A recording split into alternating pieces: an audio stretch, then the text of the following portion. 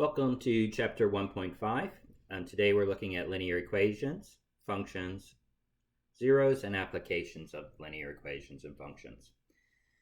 Decided to take a little break from personal pictures and remind you that this is our last section of chapter 1. So after you've completed this section, we will have our quiz and our test for chapter 1. So today we're going to look at how do we solve linear equations. Again, this should be a review for most. We're going to solve some applied problems using linear models, and this is one of the most challenging areas for many students. These are word problems. I'm going to give you some clues and help you walk through some examples, hopefully up your skills there, and then we're going to find zeros of linear functions. And this is a pretty simple thing if you understand the concept. So an equation is a statement that two expressions are equal, okay? So when you see the word equation, you almost see the word equal in it, and an equation has an equal sign. And we're just saying that 4x plus 3, which is an expression is just a math expression. The number 12 on the right side is also an expression. It's a numerical expression. We're just saying that both of these sides are equal, and that's what an equation does. To solve an equation in one variable, which is like the example above, where there's just one variable x, we need to find all the values that of that variable that make the equation true. Each of these numbers, because there could be more than one solution, each of these numbers that make the statement true, that make the equation true, is a solution, and the set of all solutions is the solution set. So here are some examples of equations in one variable. You can see a whole bunch of different ones. We've got some fractions here, or rational expressions, a ratio, a rational expression. We've got some product here that we need to do some distribution to solve, and just some simple equation. And then the bottom, in the bottom, actually, it's not even an equation. So this must be a typo. But it's a good one to have a typo on. Notice that there's no equal sign in this, what looks like a quadratic. If it was set equal to 0, it would be an equation. Right now, it's just an expression. So that's a good error to make, because I think it hopefully helps you understand the difference between an expression where there is no equal and an equation which has an equal sign. So a linear equation in one variable is an equation that can be expressed in the form mx plus b equals 0, or any other constant really, where m and b are real numbers or constants, and m cannot equal to 0.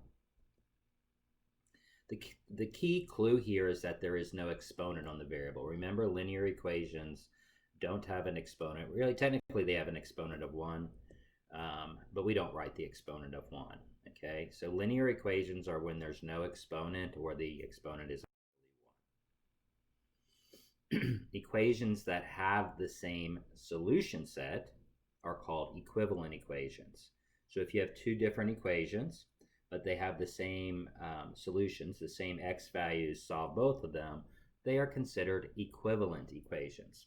For example, 2x plus 3 equals 5 and x equals 1 are equivalent equation because 1 is the solution for each of them or both of them.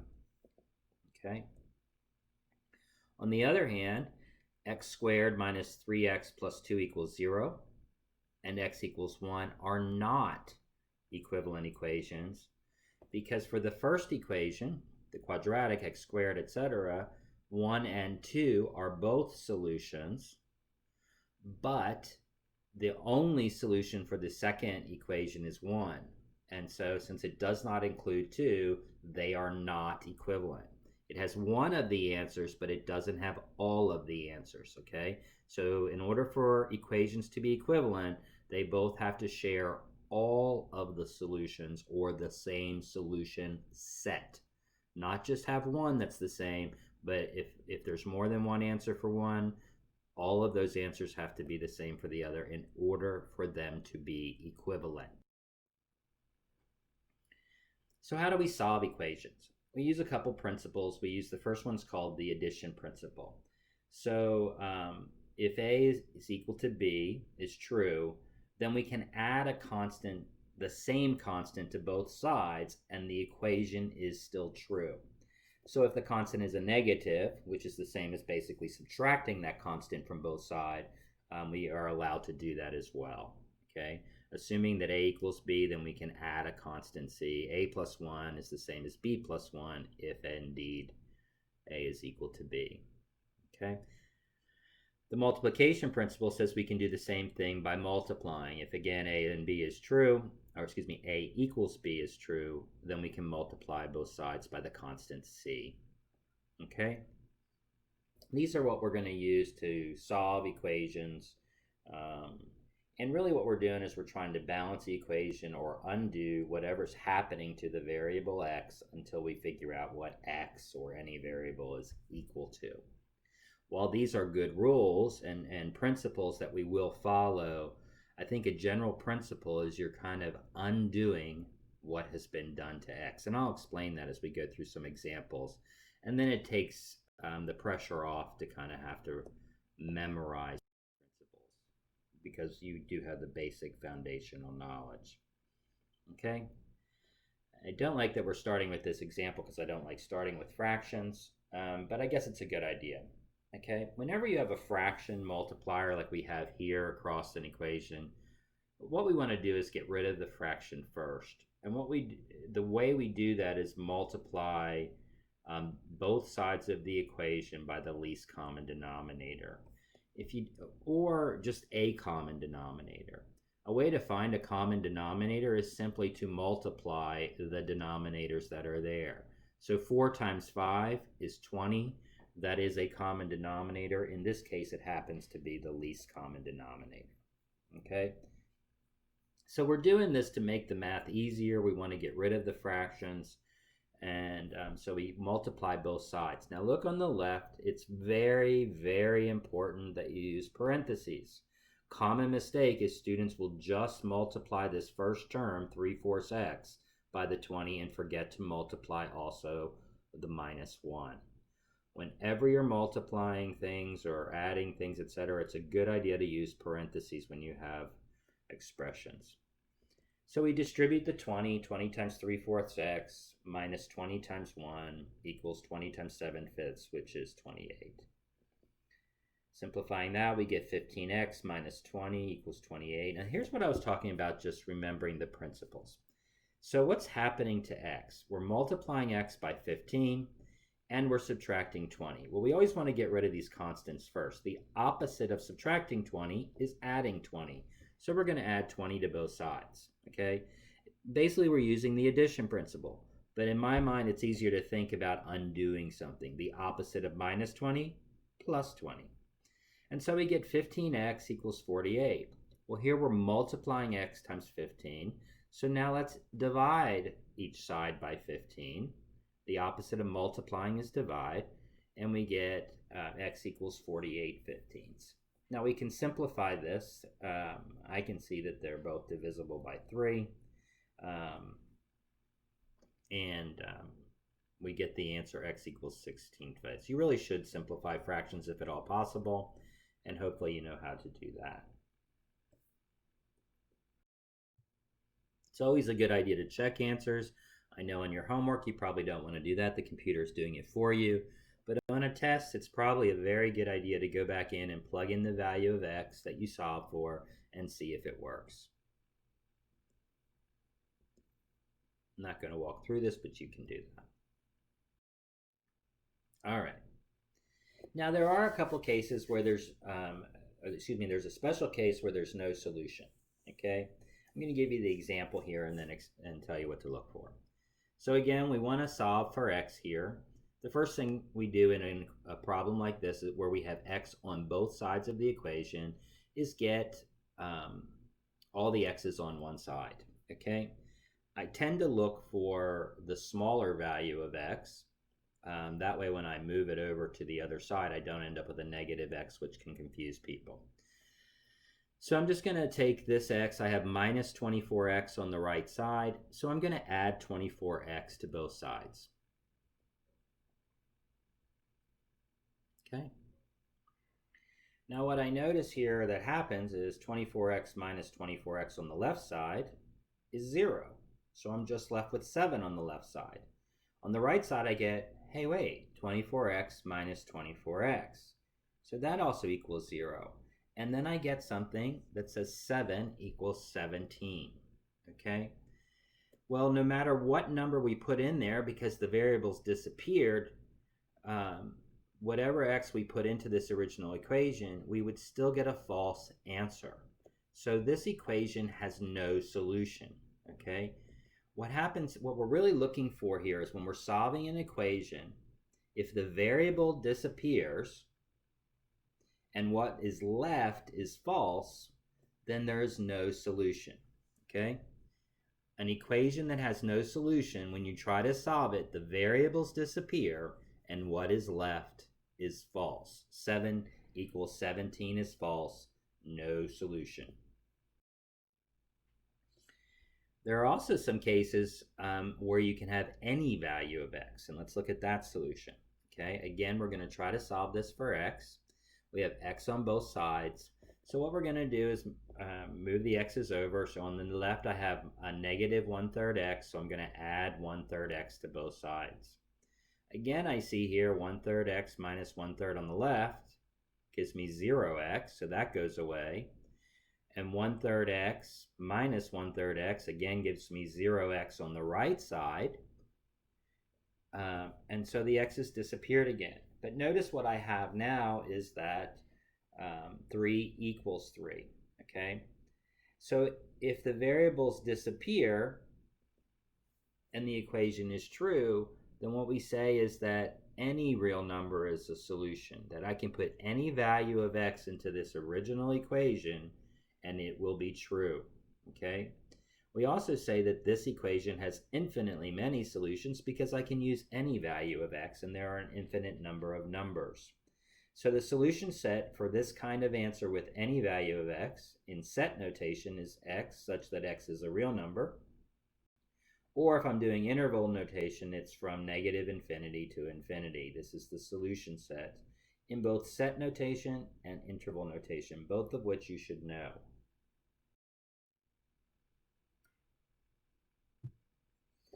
So this is probably why people hate algebra most, is application problems.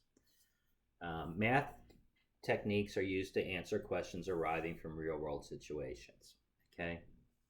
Linear equations and functions model many of these situations. Now, I understand that students hate word problems, and they think they're very difficult, and maybe they think that they cannot solve these, or they don't have the math gene to do this. But I wanted to let you in on a little secret.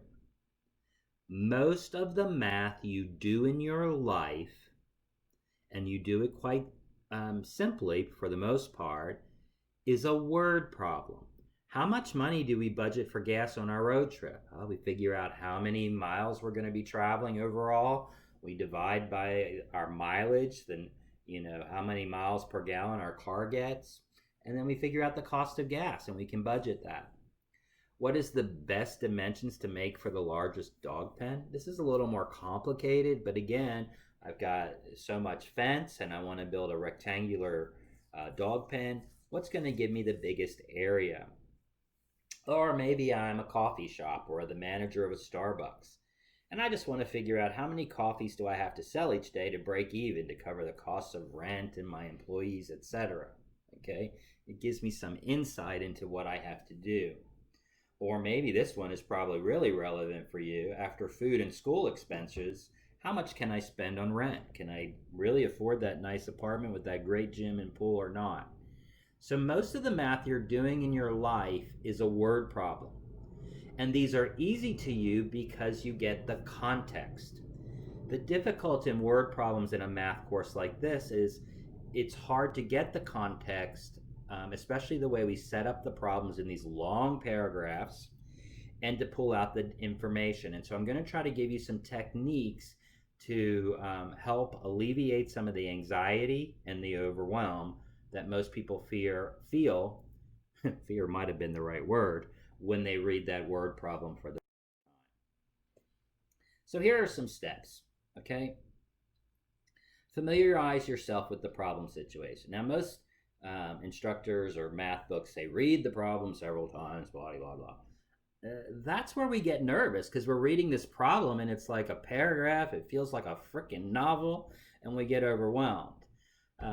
So the idea here is to kind of figure out some way to take the data out of that problem and make it understandable. That's what this familiarizes. Maybe you can make a drawing. It's very important to assign variables. Maybe you write a list of any of the numbers in there, or maybe put it into a table. Tables can be really good if you have multiple elements in there, like um, you're comparing two things, etc. Looking for further information, and then also understanding what is a good answer.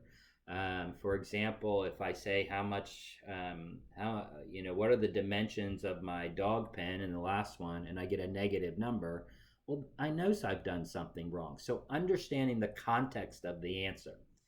Now, to me, the most important part here is that when you see you have a word problem, find the question. Find the question. Find the question. The question tells you what you're looking for. And common mistakes in word problems are, the question says, how much money does it cost? And someone puts 4/3. Okay, well, first of all, money we don't do is fractions. Or maybe they put negative 4/3. Well, something can't cost negative money.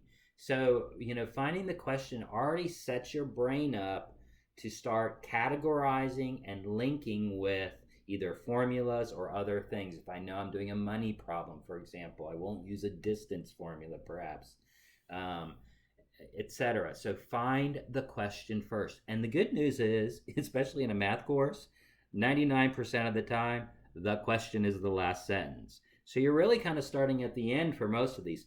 Find the question. How long does something take? Okay, I'm looking for time. How much does something cost? Okay, I'm looking for money or dollars or cost. Okay, and the other key thing here is the question is the variable. If I'm looking for cost, then I'm going to make that variable C. Make the variable a letter that's related to the question. If I'm looking for how tall someone is, maybe I'm going to make it T or H for height. How long something takes, I'm going to use T for time.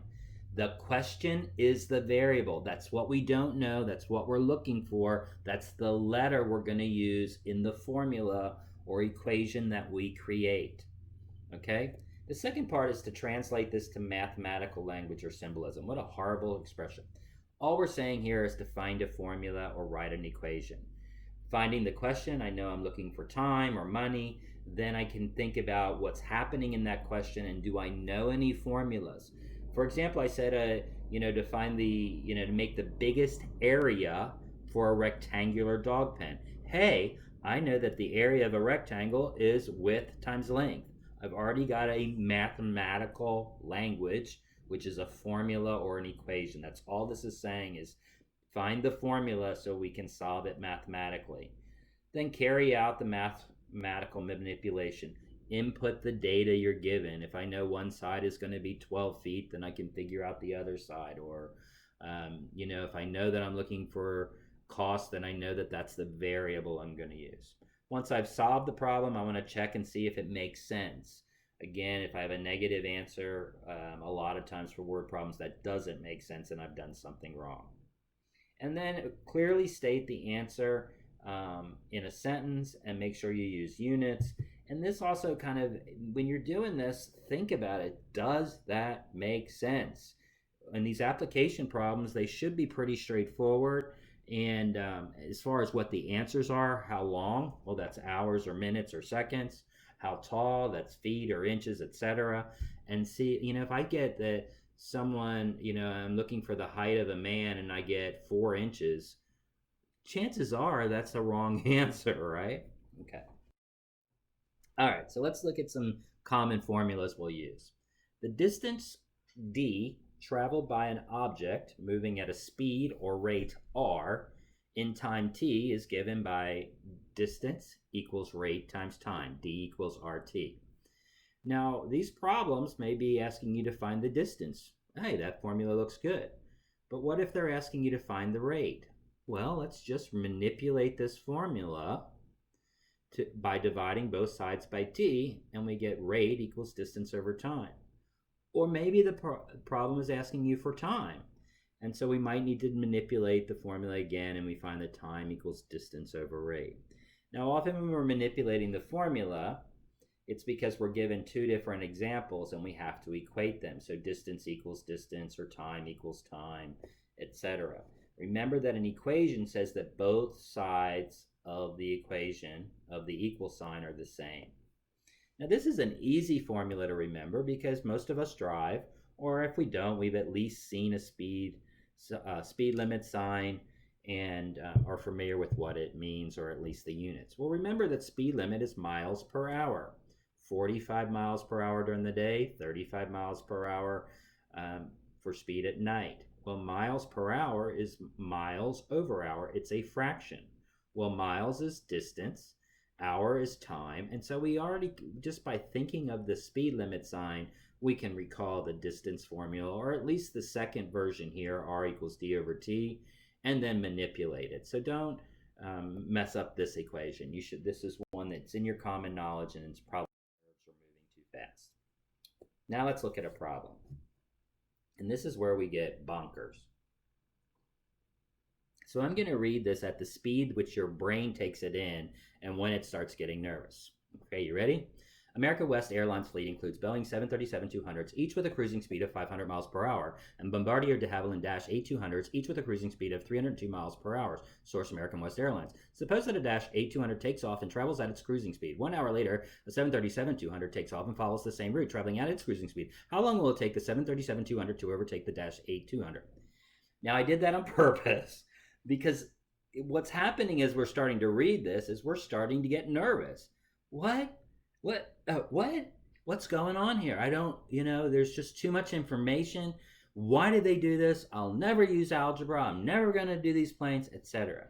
Okay? And that's kind of a panic mode we get into because we're on information overload and we haven't figured out what's going on here. Okay?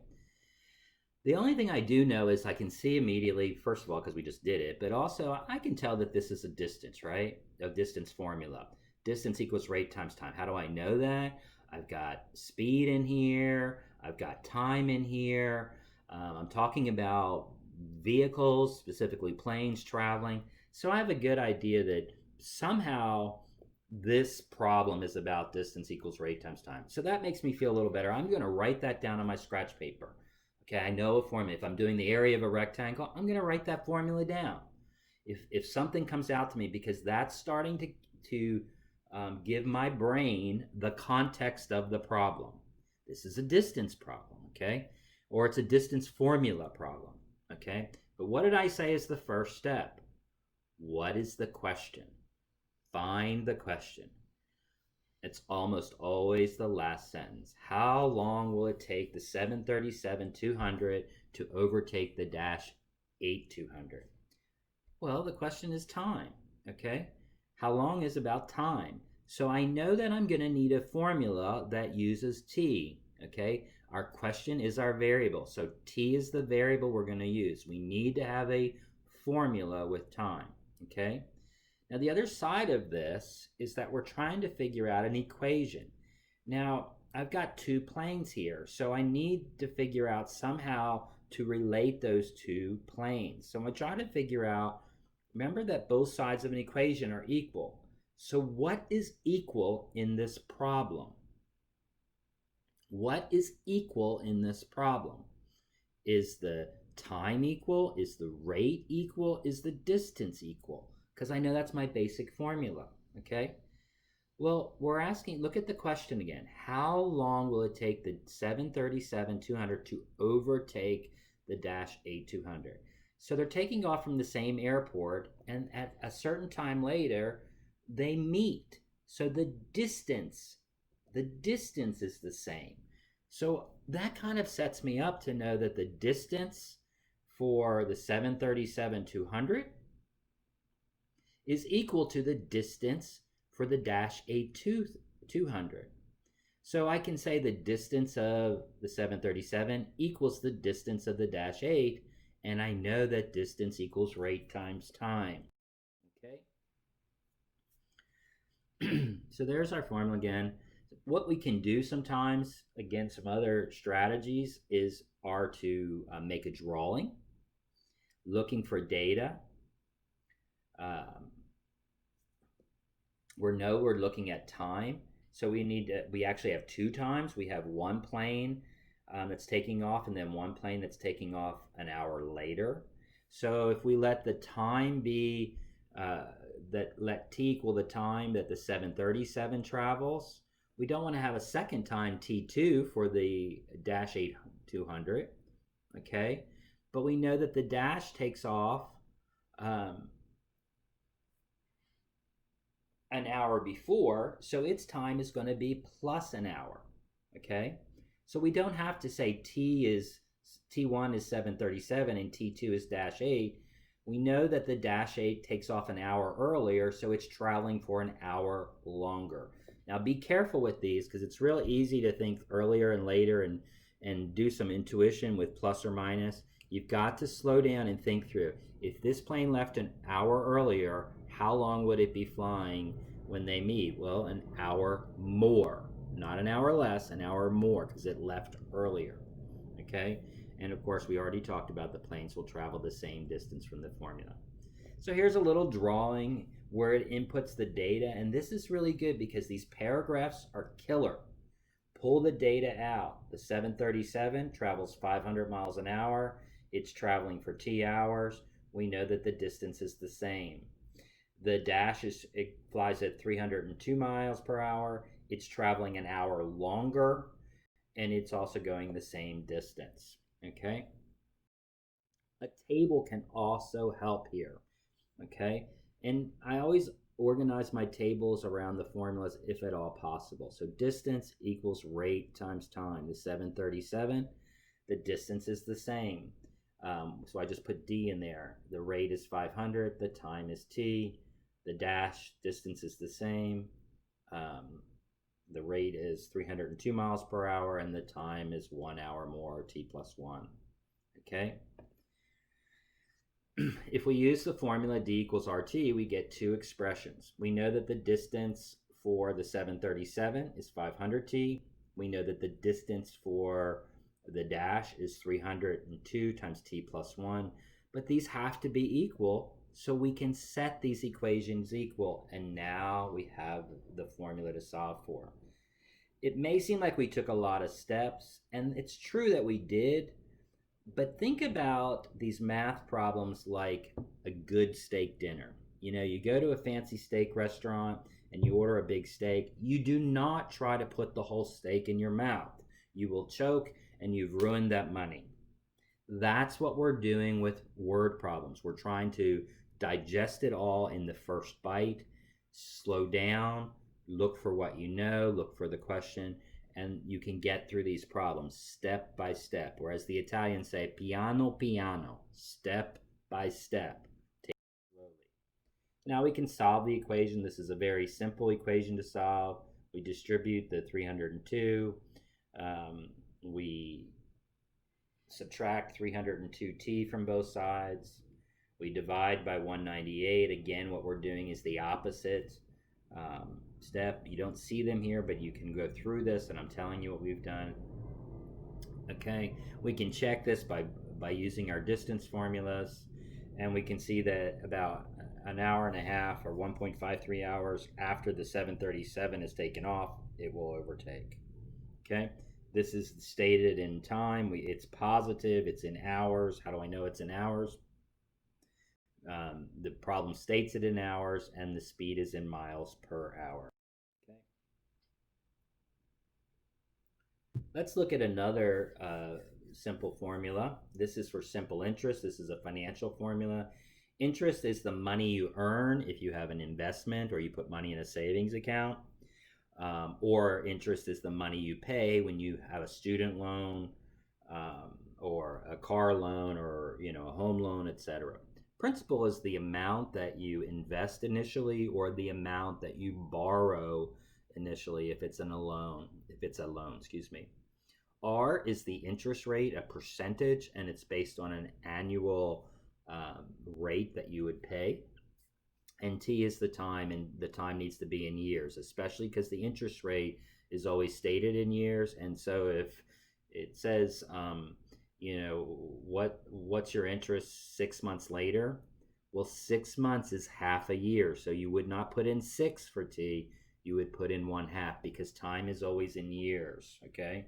If it said 10 days later, you would put in 10 divided by 365 because there's 365 days in a year. Okay, so this is a formula you should. Interest equals PRT. Sorry. Again, we have a problem. Jared's 2 student loans total $12,000. One loan is at 5% simple interest. The other is at 8%.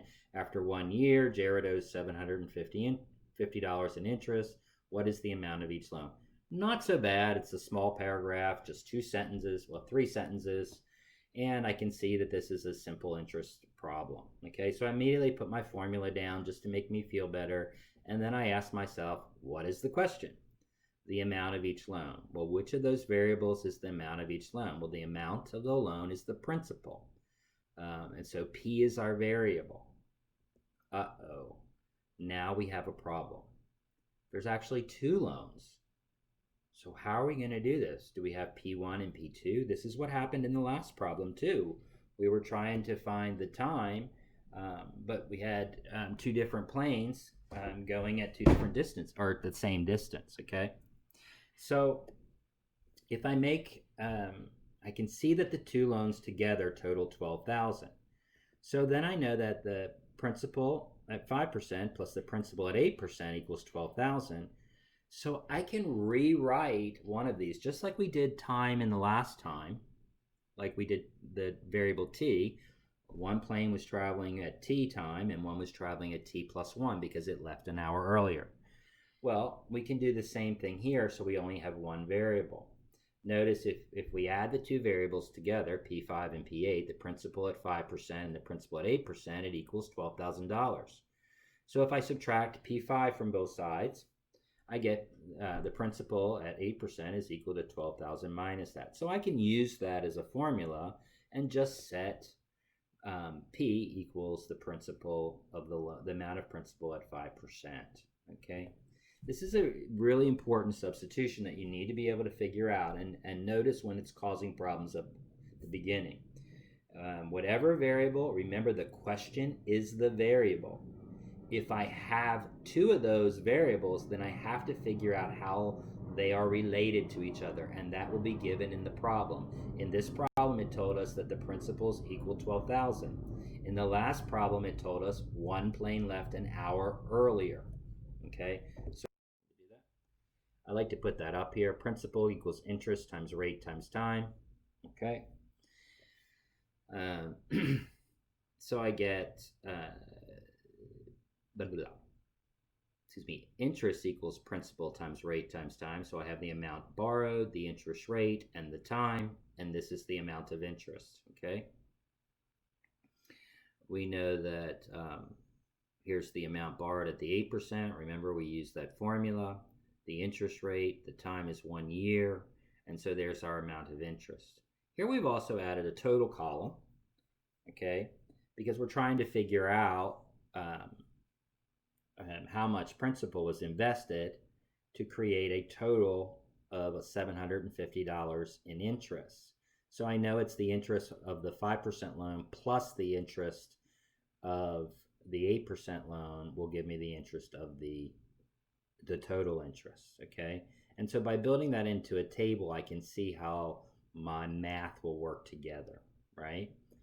So I need the interest of the 8 plus the interest of the 5% will give the total interest, okay? So again, we're going to then translate that. The total amount of interest on the 2 loans is $750. I know that if I, again, add the interest for the 5% and the 8%, I get $750. Then we can figure out this equation, which is, again, using our interest equals PRT, principal times rate times time of 5% plus principal times rate times time of the 8%, is going to equal the 750. So I've just substituted in that formula, and now it's all math from here. Okay, I'm not going to go through this. You can look at it. We do the distribution.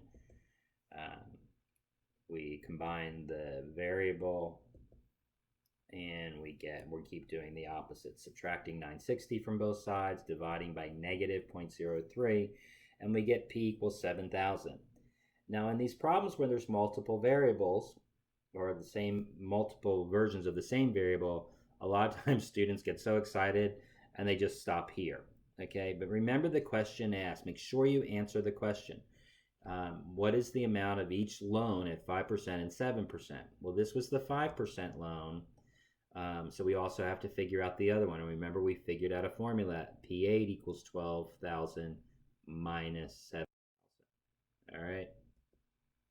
So Jared borrowed 7,000 at 5% interest and 5,000 at 8% interest. All right. I'm sorry that's across multiple slides, but you can kind of go back and go through those steps or write down the problem. All right. Some good potential in there and some struggles. All right, our last concept for today, and I'm going really long. This is hopefully the longest lecture of this whole class. I don't like a 40-minute lecture. Zero is a linear function, okay? An input c of a function f is called the zero of the function if the output for the function is 0 and the input is c. That is, c is a zero of f if f of c equals 0. Don't you love the way we make this more complicated? Basically, what we're saying is, what value of x makes y equal 0? Remember that f of c is just another way of saying the value of y when x equals c. So this idea of the zeros of a linear function is, what is the x value of the x-intercept? What is the x value of the x-intercept? That's all we're talking about. What value of x makes the y value 0? And remember, that's how we found x-intercepts. Okay? A linear function, as long as the slope is not 0, remember a 0 slope is a straight horizontal line, has exactly 1 0. Okay? So as long as there's some slope to it, it's going to cross the axis, the x-axis at some point. So find the 0 of f of x equals 5x minus 9. Again, remember what we're doing here is trying to find the x value of the x-intercept. So what we're going to do is set y equal to 0, which is the same thing as setting f of x equal to 0, or this equation equaling 0. Since f of x equals 5x minus 9, and we want to set that equal to 0, we're going to create that equation. And then we simply solve. Add 9 to both sides, divide by 5, and we get x equals 1.8. Okay? We can also do this using our calculator. Our calculator can find the x-intercept. But again, we can also see here, what is the x value of the x-intercept? What is the x value where it's crossing the x line? Okay? The x-axis. And the intercept of the graph, and your calculator will do this function. Let me look at my calculator really quick. It's the button that's to the left of the graph function on your TI-84. It's called calc or trace. If you do the second function and trace button, one of the functions there is intercept, and it'll show you the graph, and you can move left or right until you hit the x or y intercept or whatnot you're looking for, and it will tell you the values at the bottom of your screen. Wow. Okay.